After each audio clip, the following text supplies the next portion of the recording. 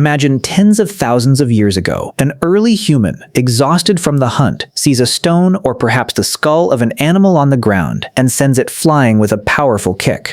That single moment, that primal urge to kick, might have been the first step in creating the greatest phenomenon in human history. Today, every weekend, billions of people tune in to watch 22 players chase a ball.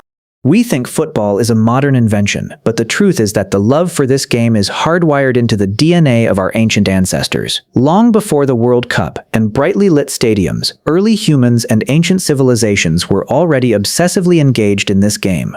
The story of football did not begin in a London pub. It began thousands of years ago among ancient tribes, on bloody battlefields, and inside sacred temples. And today, we are simply repeating the exact same instincts of our ancestors.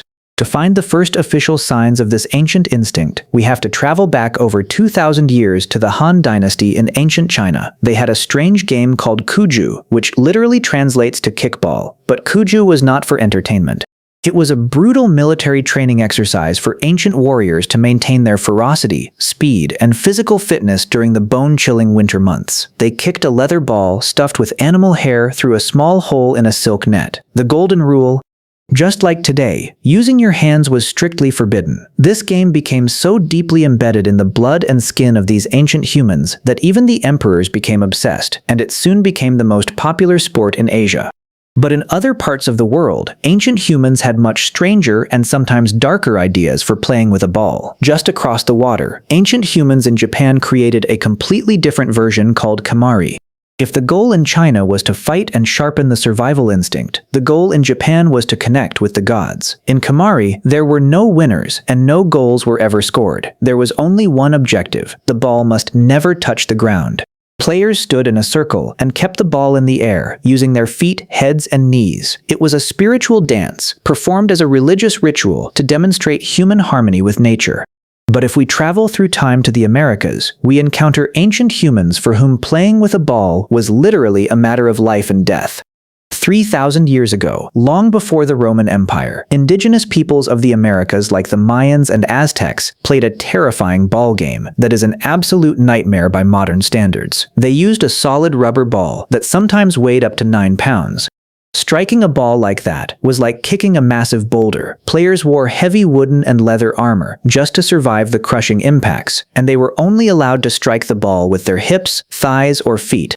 This game was a cosmic simulation of the battle between the sun and the moon. Losing here did not mean dropping down the league table. Historical records show that in sacred matches, the captain of the losing team, or sometimes the entire team, would be sacrificed to the ancient gods. It was the ultimate survival instinct, disguised as a deadly game. Things were not much better in Europe. Ancient humans in Greece and Rome combined their love for the ball with their warmongering nature. The Greeks had a game called episkiros, which was a violent physical battle to force the ball across the opponent's line. But when the Roman Empire rose to power, they took this game and turned it into a bloody combat called harpastum.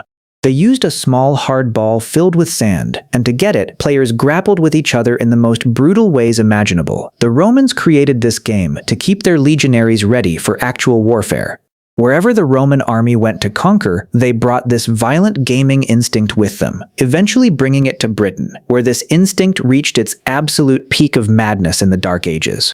If you traveled to England during the Middle Ages, you would see that the instinct of ancient humans had transformed into a full-scale tribal war known as mob football. Referees, grass pitches, rules, none of those existed. Hundreds of men from 2 neighboring villages would clash violently. Their ball was usually an inflated pig's bladder, and the goals were located miles apart. Players threw punches, broke bones, and destroyed houses just to get the ball to the target. This game caused so many casualties that British kings banned it over and over again. But the ancient human instinct for tribal competition was vastly more powerful than the orders of kings. They never stopped, because the need to play was deeply rooted in their very nature. So how did these bloody tribal battles turn into the elegant billion-dollar sport of today? In the 19th century, the elite public schools of England decided to civilize this wild instinct. They wanted to teach young men discipline and leadership, but every school had its own rules. That is, until one freezing night in October 1863, inside a London tavern, when a group of men gathered to unite the rules once and for all, those who wanted to keep the physical combat and carry the ball with their hands split off and created rugby. But those who believed the true magic of the game was only in the feet formed the Football Association. Rules were written that finally tamed the wild instinct of ancient humans into a beautiful framework. The modern game was born right there and prepared to conquer the world. After that, the British Empire inadvertently exported this game to every corner of the globe, and humans on every continent instantly connected with it. Why? Because this game was not new to any of us. We recognized it deep inside ourselves. Football is not just an English invention. It is the awakening of that ancient human instinct, from Chinese warriors and Japanese priests to Mayan sacrifices and Roman gladiators. Humanity has always had a profound need for this symbolic battle.